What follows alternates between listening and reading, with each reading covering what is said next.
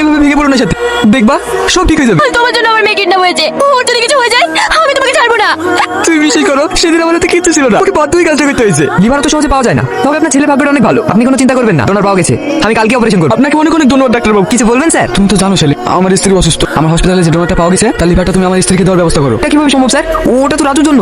সব সম্ভব, তোমাকে যেটা বলছি সেটা করো। স্যার, কালকের মধ্যে রাজুর অপারেশনটা না হলে আমরা ওকে বাঁচাতে পারবো না।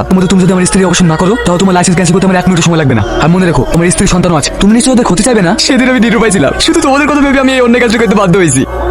কেমন আছো ডাক্তার? আশা করছি ভালো নেই। আমি তোমার কাছে ক্ষমা চাইছি রোদ, প্লিজ তুমি আমার মেয়েকে ছেড়ে দাও। তুমি বলো আমাকে কি করতে হবে, আমি সব করতে রাজি। কাল আমার দেওয়া ঠিকানায় চলে এসো।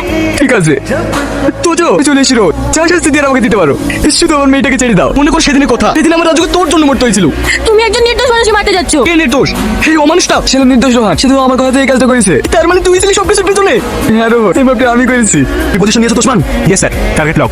আপনি বলেই ফায়ার করবো। সেদিন এত বড় পাপটা করার পরেও স্ত্রীকে বাঁচাতে পারে, ওর নিজের উপরে ঘৃণা হচ্ছে। ও আঙ্কেল, তুমি ওনাকে ক্ষমা করে দাও না। Shoot him. আঙ্কেল কথা বলো না, কথা বলো। আব্বু আই লাভ ইউ টু সোনা।